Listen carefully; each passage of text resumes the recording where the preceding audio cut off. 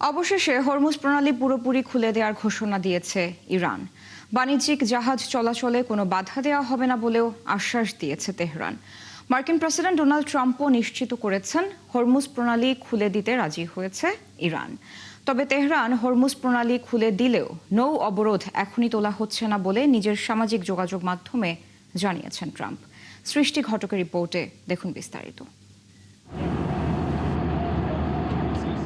সব জল্পনা কল্পনার অবসান করে অবশেষে খুলে দেওয়া হচ্ছে বিশ্বের গুরুত্বপূর্ণ বাণিজ্যিক নৌরুট হরমুজ প্রণালী। ইসরায়েল ও লেবাননের মধ্যে যুদ্ধবিরতি কার্যকর হওয়ায় হরমুজ খুলে দিতে রাজি হয়েছে ইরান। দেশটির পররাষ্ট্রমন্ত্রী আব্বাস আরাকচি বলেছেন, বাণিজ্যিক জাহাজ চলাচলের জন্য প্রণালীটি পুরোপুরি উন্মুক্ত।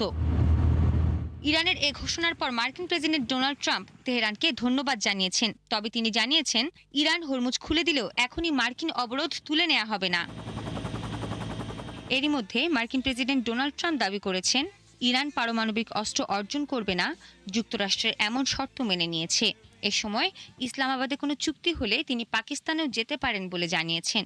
বৃহস্পতিবার হোয়াইট হাউসে সাংবাদিকদের সঙ্গে কথা বলার সময় তিনি এসব কথা জানান।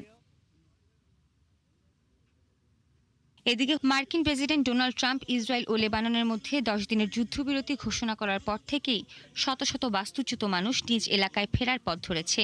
তবে লেবাননের রাজধানী বৈরুত থেকে দক্ষিণাঞ্চলকে সংযোগকারী টায়ার এলাকার একটি গুরুত্বপূর্ণ সেতু ধ্বংস হয়ে যাওয়ায় সেখানে তৈরি হয়েছে ঘরমুখো মানুষের দীর্ঘ সারি। অন্যদিকে বৈরুতবাসী যুদ্ধবিরতির ঘোষণায় ধ্বংসস্তূপ সরিয়ে শহরকে আবারও বসবাসযোগ্য করার চেষ্টায় ব্যস্ত। সৃষ্টি ঘটক, ৭১।